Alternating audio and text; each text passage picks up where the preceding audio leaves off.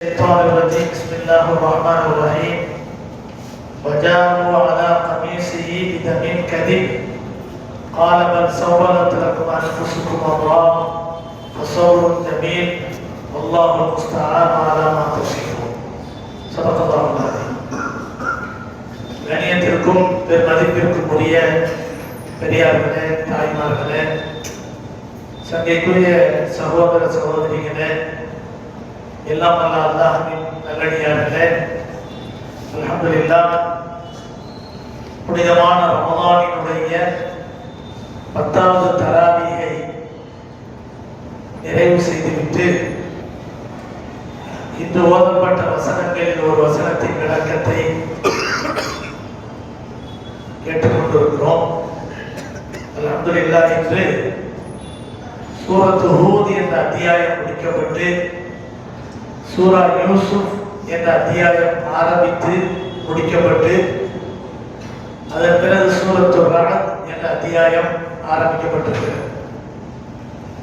இன்று ஓதப்பட்ட வசனங்களில் சூரத்து ஹூத் என்ற அத்தியாயத்திலும் சூரத்து யூசுப் என்ற அத்தியாயத்திலும் ஒரு தந்தையினுடைய பொறுப்பு எப்படி இருக்க வேண்டும் என்ற அழகான செய்திகளை அல்லாஹ் சுப்ஹானஹு வ தஆலா நமக்கு சொல்லித் தருகிறார்.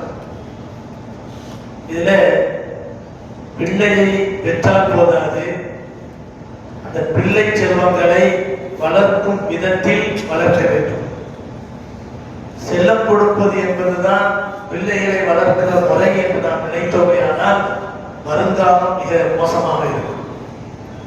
பிள்ளைகளுக்கு கொடுக்கக்கூடிய செல்லம் என்பது அந்த பிள்ளைகளுக்கு உரிய தேவைகளை சர்வ சாதாரணமாக தாராளமாக செய்து கொடுப்பது என்பது மட்டுமல்ல, அவர்களுக்கு போதிக்க வேண்டிய கல்வி ஞானங்களையும் ஒழுக்க பயிற்சிகளையும் அவர்களுக்கு சொல்லிக் கொடுக்க வேண்டும்.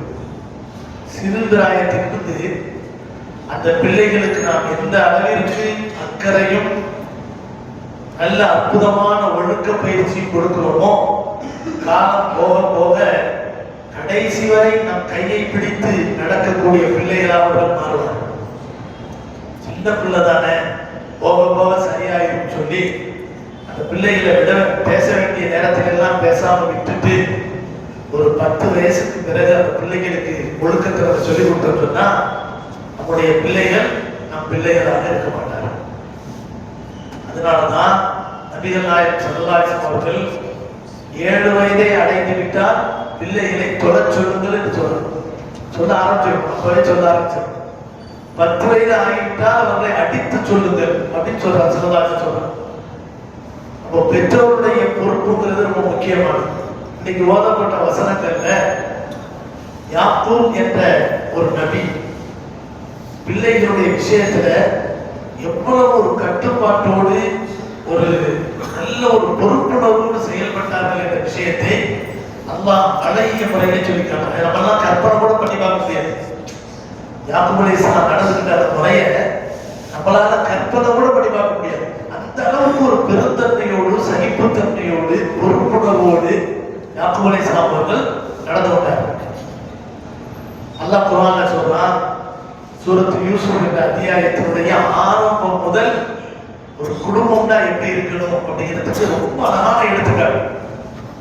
ஆரம்பத்துல பாருங்க, பிள்ளை தந்தையை சார்ந்து வாழக்கூடிய முறையை நல்லா சொல்றான். வயது கால யூசுப் லி அபீஹி யா அபதி இன்னி ரஅய்து அஹத அஷர கௌகபன் வஷ்ஷம்ஸ வல் கமர ரஅய்து லி சாஜிதீன். சின்ன பிள்ளையா இருக்கும்போது யூசுப் அலைஹிஸ்ஸலாம் காணக்கூடிய ஒரு கனவை தன் தந்தை இடத்துல போய் சொல்றான். அப்போ அந்த தந்தையோடு நல்ல ஒரு அணுக்கம் இணக்கம் இருப்பதின் காரணத்தினால்தான் எந்த விஷயமா இருந்தா தந்தைக்கு போய் சொல்லணும் அப்படின்னு நினைக்கிறேன்.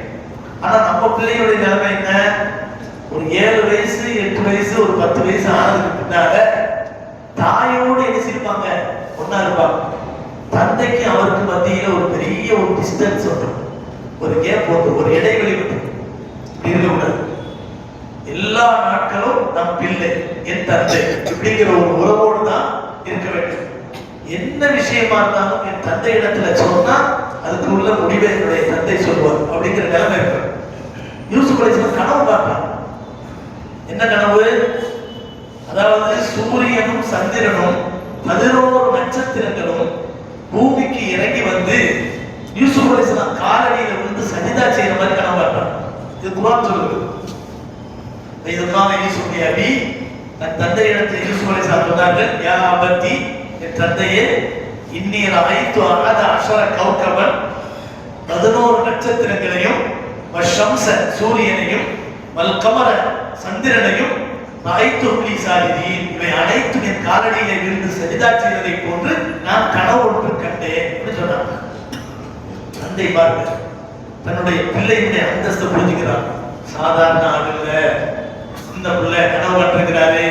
இந்த கனவினுடைய விளக்கத்தை யாக்கூப் அலைஹிஸ்ஸலாம் தெரிஞ்சிருந்ததுனால உடனே அந்த யாக்கூப் அலைஹிஸ்ஸலாம் உடனே தன்னுடைய மகன்கிட்ட சொன்னாங்க, காலையா புனை, என்னுடைய மகனே, நான் தப்பு சுருக்கியா காலா இஸ்வத்தி பயக்கீது லக கைதா, நீ கண்ட இந்த கனவை உன் சகோதரர்கள் யாரிடத்திலும் சொல்லிடாத, இந்த செய்தி லீக் ஆயிர வேணாம்.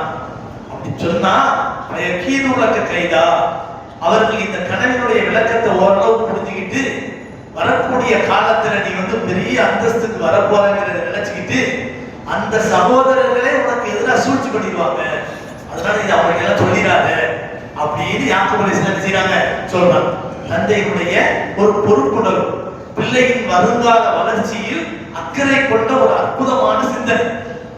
அதுக்கு பின்னால கடைசியில வந்து எதை சொல்லக்கூடாதுன்னு நினைச்சாங்களோ, யூசுப் அலைஹிஸ்ஸலாம் அவர்களுடைய தாய் வேறு, அந்த மற்ற சகோதரர்களுடைய தாய் வேறு.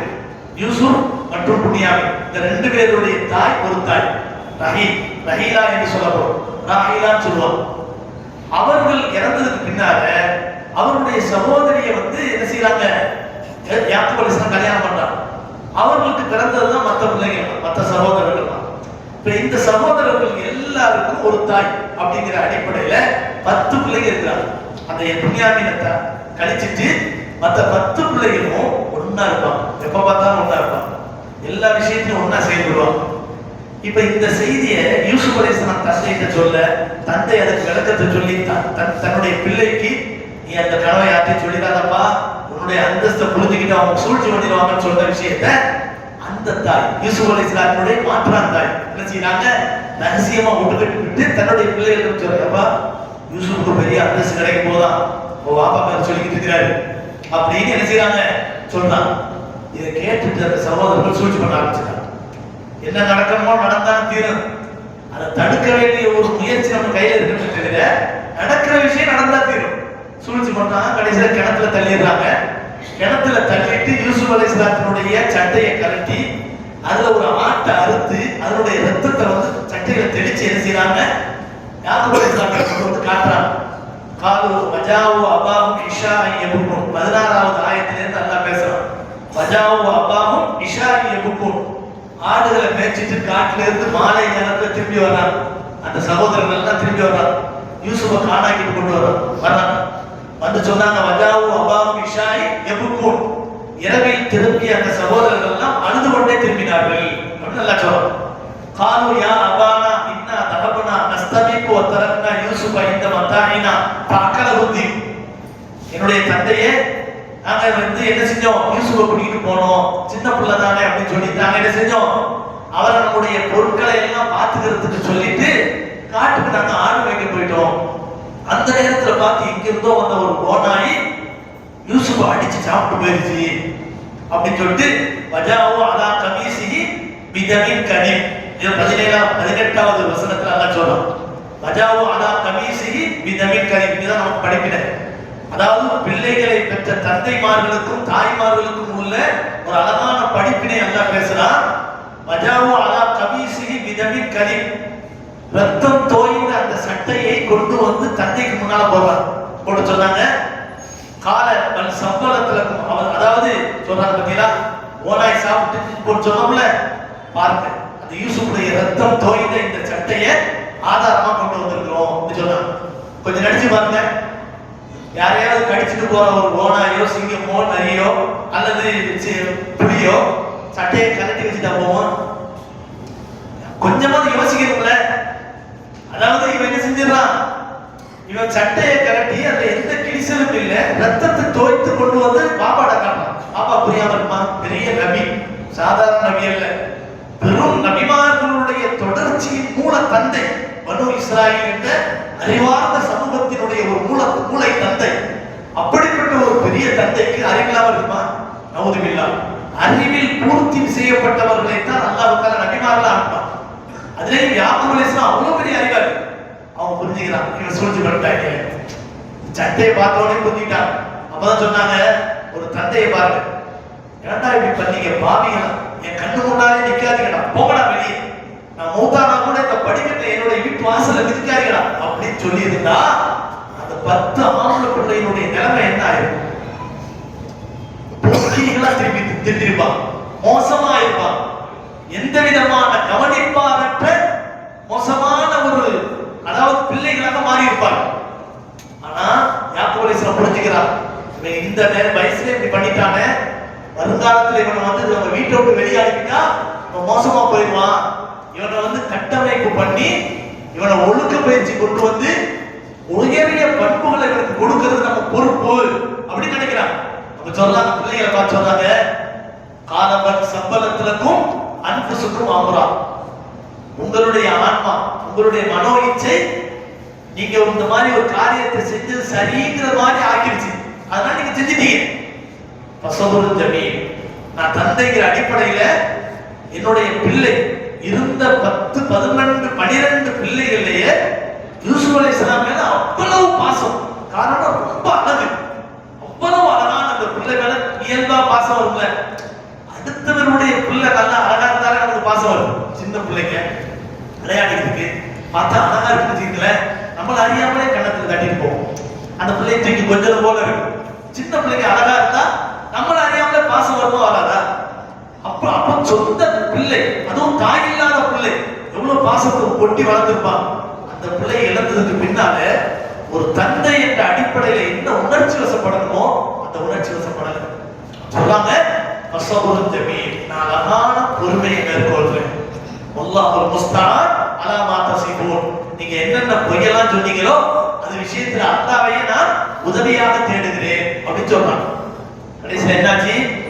அந்த பொறாமை, அவர்கள் யூசுஃபை சீரழிக்கணும்னு நினைச்சது எல்லாம் இவர்கள் பக்கம் திரும்பி இவர்களே கேவலமானவர்களாக மாறுகிறார்கள். கடைசியா யூசுப் வளர்ந்து வளர்ந்து ஆளாகி ஒரு நாட்டினுடைய மிகப்பெரிய ஒரு மாமன்னராக இடம்பெறுகிறார். அந்த நேரத்தில் என்ன செய்யறாங்க? அதுக்கு பின்னால தந்தையும் பிள்ளைகளையும் கூட்டிட்டு போய் மிஸ்ர் தேசத்துல உள்ள நுழைய வைக்கிறார். பலம்மா நகல் வாடா யூசுப் ஆவா இலைஹி அபவைஹி வகாலத்து குலு மிஸ்ர இன்ஷா அல்லாஹ் ஆமீன். யூசுப் இடத்துல எல்லாரும் போறாங்க, தாய் தந்தை 11 சகோதரர்கள் போன உடனே அவன் சொல்றாங்க, பலம்மா நகல் வாடா யூசுப் ஆவா இலை அபவை வகாலத்து குலு மிஸ்ர இன்ஷா அல்லாஹ் ஆமீன். மிஸ்ர் என்ற இந்த எகிப்து நகரத்துக்குள்ள நீங்க நிம்மதியா நுழைங்க, ஆக உங்களுக்கு எந்த பிரச்சனையும் நிலை இருக்காதுன்னு சொல்லி வரப்பா அபவைஹி அலல் அர்ஷி வகரு லஹு சுஜதா. அப்ப என்ன செஞ்சாங்க? தாயையும் தந்தையும் உயர்ந்த ஒரு சிம்மாசனத்தின் மீது அமர வைத்து யூசுப் அலைஹிஸ்ஸலாம் செஞ்சாங்க. சகோதரர்களை எல்லாம் பார்த்து சஜிதா செய்ய சொன்னாங்க. அவங்களுக்கு எல்லாம் மரியாதை நிமித்தமாக பணிந்து நில்லுங்கள் அப்படின்னு சொன்னாங்க. பணிந்த உடனே அப்பதான் யூசுப் அலைஹிஸ்ஸலாம் சொன்னாங்க, வரப்பா அபவைஹி அலல் அர்ஷி வகரு லஹு சுஜதா قال يا أبت هذا تأويل رؤياي من قبل. முன்னால நான் கனவு பார்த்தல்ல, அந்த கனவினுடைய விளக்கம் நடக்குது பத்தியா அப்படிங்கிறாங்க. எவ்வளவு பெரிய காலத்துக்கு பின்னால, எவ்வளவு நீண்ட காலத்துக்கு பின்னால அல்லாஹ் நாடியது நடந்துச்சா இல்லையா? அப்ப யூசுஃபை நாம வந்து இங்க காணாயிருச்சு, ஓனாய் கொட்டுனுச்சு அப்படின்னு சொல்லும் போது கூட யாக்கூப் அலைஹிஸ்ஸலாம் நம்பாத காரணம் என்ன தெரியுமா? நம்பாத காரணம் என்ன சொன்னா, அல்லாஹ் வஹி அறிவித்ததா சொல்றான். வாஹைனா இலைஹி லத்துனப்பி அன்னஹும் பிஅம்ரிஹிம் ஹாதா வஹும் லா யஷ்ஊரூன். அவருக்கு நாம் வஹி அறிவித்தோம்னு அல்லாஹ் சொல்றான். அது மட்டும் இல்ல, யூசுப் அலைஹிஸ்ஸலாம் கண்ட கனவு ஒழுங்கா நடக்கும். இப்ப யூசுப் மௌத்தா போனா அது நடக்காதானே? அப்ப அப்படிப்பட்ட நிலையில யூசுப்புக்கு நடக்க வேண்டிய உயர்வுகள் எல்லாம் நடக்க வேண்டியது இருக்க, இவங்க சொல்றதெல்லாம் பொய்ங்கிறத புரிஞ்சுக்கிட்டு தான் என்ன செஞ்சாங்க? பொறுமையா இருந்தாங்க. ஒரு தந்தை என்ற அடிப்படையில் தன் பிள்ளைகளுடைய வாழ்க்கைக்காக வேண்டி, வளர்ச்சிக்காக வேண்டி, அவருடைய உயர்ந்த தன்மைகள் வளர வேண்டும் என்பதற்காக வேண்டி எவ்வளவு பெரிய தியாகத்தையும் அவர்கள் என்ன செய்தார்கள் அப்படிங்கிற விஷயத்தை அல்லாஹ் சுப்ஹானஹு வ தஆலா என்ன செய்யறான்? சொல்லி காட்டுறான். கண்ணியமானவர்களே, யூசுப் சூரா மட்டும் இல்லை, இன்னைக்கு ஓதப்பட்ட சூரத்து ஹூத் என்ற அத்தியாயத்தில் நேற்றைய தினம் ஓதப்பட்டுச்சு. அது என்ன சொன்னா, அதாவது நூஹ் அலைஹிஸ்ஸலாத்துடைய வரலாறை பற்றி அல்லாஹ் சொல்றான். அந்த கப்பல்ல ஈமான் கொண்டவங்க எல்லாரையும் அல்லாஹ் தஆலா ஏத்த சொல்லிட்டான். கப்பல்ல ஏற்றியாச்சு. ஏறக்குறைய 80 நபர்கள் கப்பல்ல ஏற்றப்பட்டாங்க. ஈமான் கொண்டவங்க அவ்வளவுதான். உலகத்திலேயே உலகம் முழுவதிலும் இருந்த அத்தனை மக்களிலும் ஏறக்குறைய 80-85 மனிதர்கள் மட்டும்தான் ஈமான் கொண்டிருந்தாங்க. பெரிய கப்பல் கட்டியாச்சு, பல அடுக்கு மாடி கொண்ட கப்பல். அந்த கப்பல்ல அல்லாஹ் சுப்ஹானஹு வ தஆலா சொன்னா, ஈமான் கொண்டவங்க மட்டும் ஏத்துங்க. ஈமான் கொண்டவங்க மொத்தம் 80 பேர் 85 பேர் தான். அவங்கள மட்டும் ஏத்தியாச்சு. கப்பல் புறப்பட்டுருச்சு. மழை பொழியுது. பூமியில இருக்கக்கூடிய தண்ணீர்லாம் வெளிப்படுது, ஊற்றுக்கள்லாம் வெளிப்படுது. மழை பெஞ்சா தண்ணீர் தான் பூமி தான் உறிஞ்சணும். பூமிக்குள்ள இருக்கக்கூடிய ஊற்றுக்கண்கள் வெளிப்பட்டு வருது. கீழையா அருகுல் ஐமா அக்கி வயாசமா அக்லி, அல்லாஹ்வுடைய உத்தரவு தெரியுமா? பூமியே, உனக்குள் இருக்கக்கூடிய ஊற்று தண்ணீர்களை வெளியாக்கு.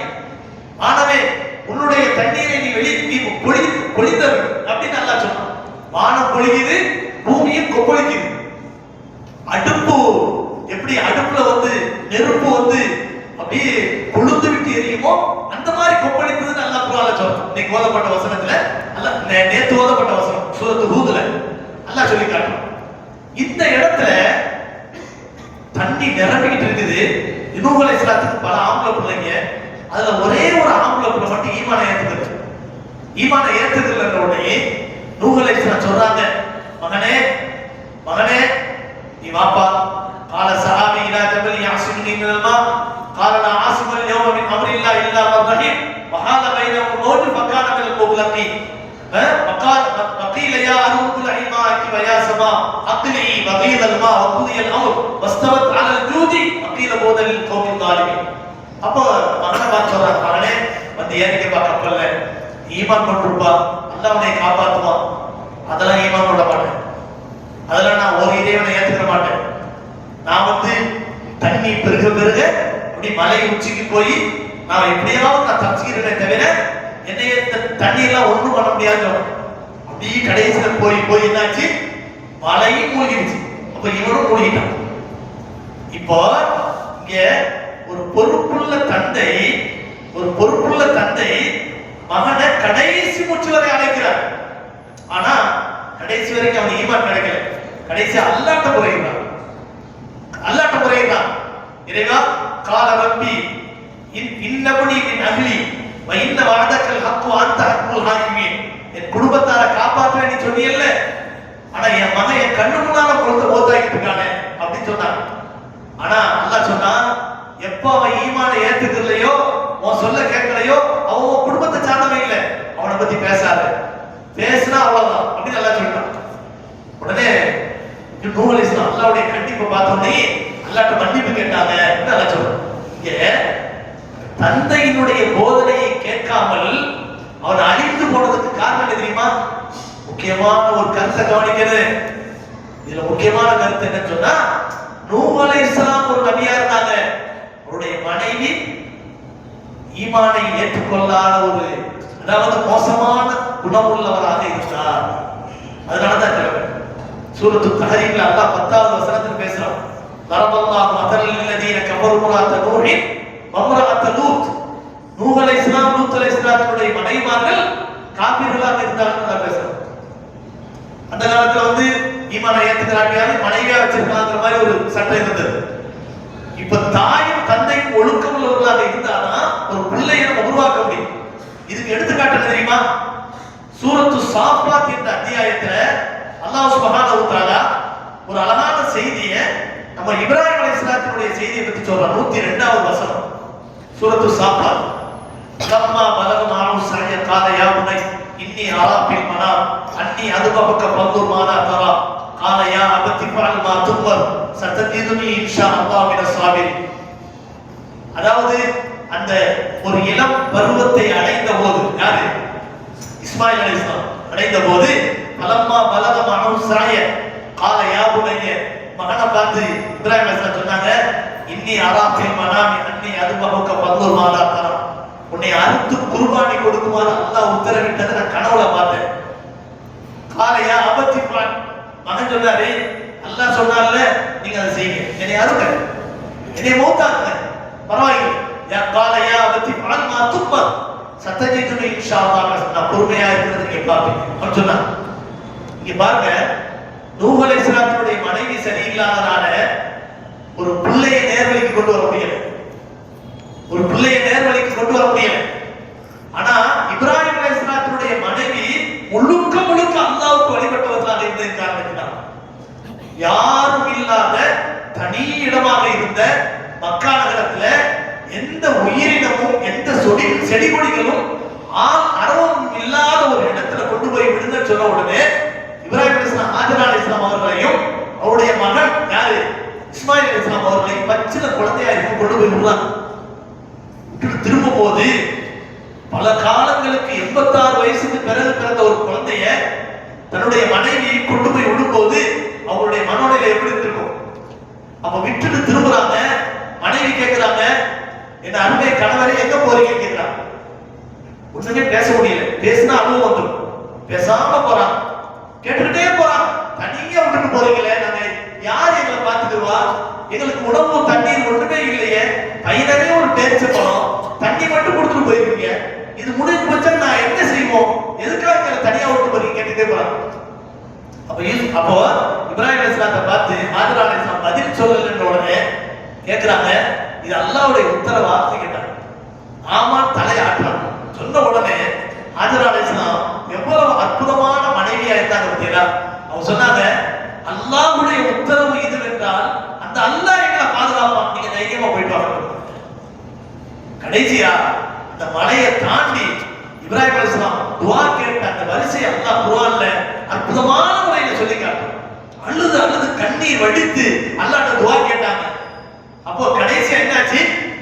இஸ்மாயில் அலைஹிஸ்ஸலாத்தை மௌத்தா போறதுக்கு கூப்பிடுறாங்க. நான் வழிபட்டேன்னு அவங்க சொன்னாங்க. அவரை வாழ்றதுக்கு கூப்பிடுறாங்க நூஹ் அலைஹிஸ்ஸலாம். நான் இல்ல நான் செத்து போவனே தவிர நான் வரமாட்டேங்கிறான். ஒரு தந்தை ஒரு தாய் இணக்கமா இருந்து ஒரு பிள்ளையை வளர்த்தா எவ்வளவு பெரிய மாற்றங்களை கொண்டு வர முடியும். அங்க நூஹ் அலைஹிஸ்ஸலாத்துடைய மனைவி சரியில்லாதனால வாழ்றதுக்கு கூப்பிடுறாங்க, அவர் வரமாட்டேங்கிறார். இங்க இப்ராஹிம் அலைஹிஸ்ஸலாத்துடைய மனைவி அருமையான மனைவியா இருந்ததுனால, ஒழுக்கமுள்ள மனைவியா, அல்லாஹ்வுக்கு வழிபட்டு நடக்கக்கூடிய மனைவியா இருந்ததுனால இங்க மௌத்தா போகணும்னு கூப்பிடுறாங்க. அல்லாஹ்வுடைய உத்தரவா? பரவாயில்லை, நீ மௌத்தாக்குங்க அப்படின்னு சொல்றாங்க. இதான் ஒரு ஒழுக்கம் உள்ள பிள்ளை உருவாக்குவதற்கு காரணமாக அமைகிறது. ஒரு தாயும் தந்தையும் தன்னுடைய பொறுப்பை மனதிலே கொண்டு பிள்ளைகளுடைய விஷயத்துல கவனமா நடக்கும் போது அந்த பிள்ளை அற்புதமான முறையிலே வளர்ச்சிக்கு ஆளாகிறார். அப்படிப்பட்டவர்கள் தான் உயர்ந்த மகான்களாக இருக்கிறார்கள். அப்துல் காதர் ஜீலானி ரஹ்மத்துல்லாஹியுடைய வரலாறு பார்க்கிறோம். போதனை செஞ்சு அனுப்புனது யாரு? எந்த நிலையிலும் பொய் சொல்லாதே சொன்னது யாரு? அம்மா. 40 பொற்காசுகளை திருடத்தை காட்டி கொடுத்தாங்க, கொள்ளைக்காரர்கள். இந்த பொற்காசு ஏன்பா இதை சொன்ன? எங்க அம்மா பொய் சொல்லக்கூடாது. அத்தனை பேரும் அவளியாவ மாறிட்டாங்க, எல்லாருமே அவளியாவ மாறிட்டாங்க. இமாம் ஷாஃபி ரஹ்மத்துல்லாஹி அதாவது மதரசாவுக்கு அனுப்பும்போது வெளியூருக்கு அனுப்புறாங்க. அவங்க அம்மா தலைப்பை இல்லை, அம்மா அனுப்பும்போது போதனை செஞ்சு அனுப்புறாங்க. திருப்பி வரும்போது பெரிய ஆலிமாக பல ஒற்றகங்கள் நிறைய அன்பளிப்பு பொதிகளை அள்ளி கொண்டு வர்றாங்க. இமாம் ஷாஃபி ரஹ்மத்துல்லாஹி அவ்வளவு மதிப்பு மரியாதை வந்துருச்சு அவங்களுக்கு. அந்த தாய் என்ன சொன்னாங்க தெரியுமா? மகனே, கல்விக்காக உன்னை அனுப்பினேன், கல்வியின் பேர்ல கிடைச்ச அன்பளிப்புகள் எதுவுமே எனக்கு தேவையில்லை, எல்லாத்தையும் வெளியில இருந்து ஏழை எளியவர்களுக்கு பங்கு வச்சு கொடுத்துட்டு வீட்டுக்குள்ளவா, நீ ஷாஃபியா மட்டும் வா, முகமது எதிரிசா மட்டும் இங்க உள்ளவா, இங்க பெரிய கோடீஸ்வரனா வர வேண்டாம், நீ இல்முதாரியா மட்டும் வந்தா போதும். ஒரு தாயினுடைய உணர்ச்சி பூர்வமான ஒரு அற்புதமான பயிற்சியை பாருங்கள். அதனாலதான் நபிகள் நாயகம் ஸல்லல்லாஹு அலைஹி வஸல்லம் சொன்னாங்க, மாநகல வாலிது வலதஹு அஃதல மின் அதமின் ஹஸனி. ஒரு பிள்ளைக்கு பெற்றோர் கொடுக்கக்கூடிய அன்பளிப்புகளிலே மிக சிறந்த அன்பளிப்பு ஒழுக்க பயிற்சி தான். நம்ம பிள்ளைகளுக்கு என்ன ஒழுக்கத்தை கொடுத்திருக்கோம் நினைச்சு பாருங்க. பெருமானார் ஸல்லல்லாஹு அலைஹி வஸல்லம் அவர்களுடைய தாயும் தந்தையும் சிறுபிராயத்தில் இறந்து வராங்க.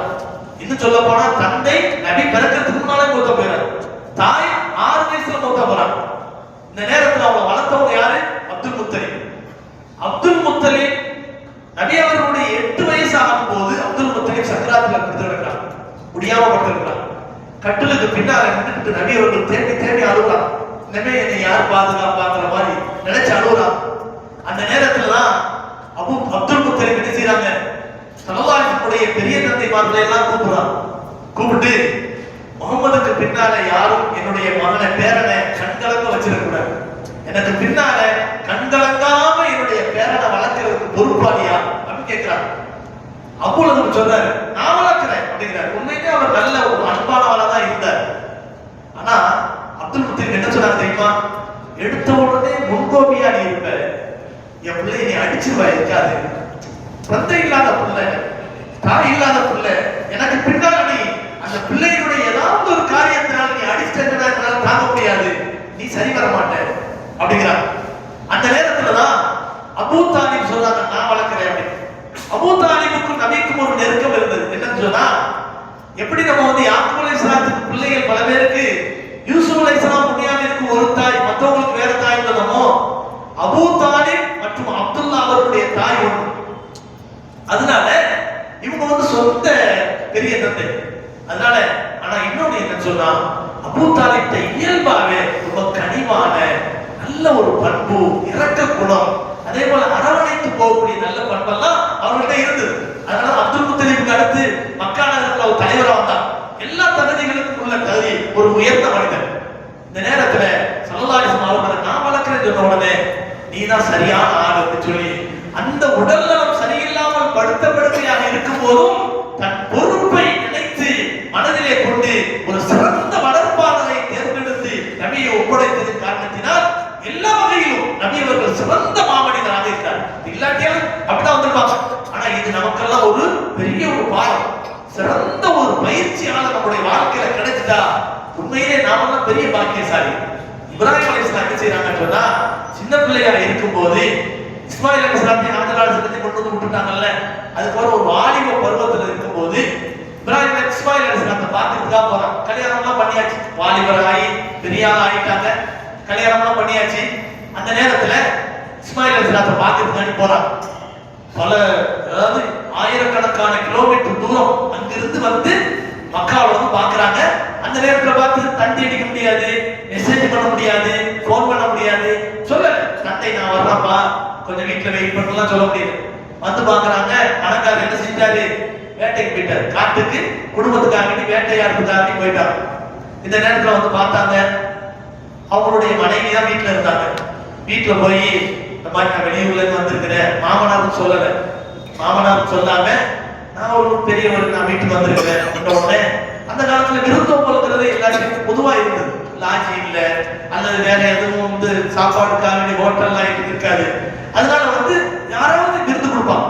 வீட்டுக்கு போன உடனே வரவேற்று அவங்க உட்கார வச்சு சாப்பாடுலாம் கொடுத்து, என்னமா அவங்க குடும்பத்தை பத்தி சொல்லுமா அப்படின்ற உடனே அந்த அம்மா என்ன செஞ்சாங்க, என்னுடைய கணவருக்கு வருமானம் பத்தல, அப்படி இப்படின்னு தான் போகுது, எங்களுக்கு ரொம்ப சிரமத்துல தான் இந்த வாழ்க்கை போய்கிட்டு இருக்குது, ஏதோ அன்னைக்கு கிடைக்கிற அந்த வருமானத்துல கொண்டு வர்றாரு, எங்களுடைய வாழ்க்கையை கஷ்டப்பட்டு நாங்க ஓட்டிக்கிட்டு இருக்கோம் அப்படின்னு குடும்பத்தினுடைய கஷ்டத்தை எல்லாம் வெளியே சொல்ற நல்ல விஷயம். குடும்ப கஷ்டத்தை என்னைக்குமே வெளியே சொல்லக்கூடாது. நம்ம கஷ்டம் நம்மளோட இருக்கணும். தன்னுடைய கணவர் என்ன வருமானத்துக்கு உள்ளா இருக்கிறாரு, நாங்க சந்தோஷமா இருக்கோம், அல்ஹம்துலில்லாஹ் மனைவி சொல்லணும். மனைவியுடைய வாழ்க்கையில ஏதாவது பிரச்சனையா, கணவன் அல்ஹம்துலில்லாஹ் நல்ல மனைவி அல்ல எனக்கு கொடுத்துருக்கோம் அப்படி சொல்லணும். இந்த மாதிரி விட்டு கொடுத்து போகக்கூடிய தன்மை இருந்தாதான் இந்த வாழ்க்கை இனிமையா இருக்கும்.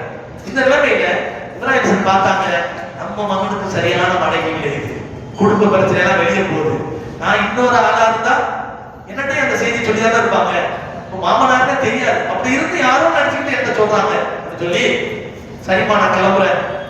அவர் வந்து இஸ்மாயில் வந்தாருக்கு, அவரை ரொம்ப கேட்டதா சொல்லு, சலாம் சொல்லு, வீட்டு படிக்கட்டு கொஞ்சம் சரியில்லை மாத்திர சொல்லு அப்படின்னு சொல்லிட்டு போயிட்டாங்க.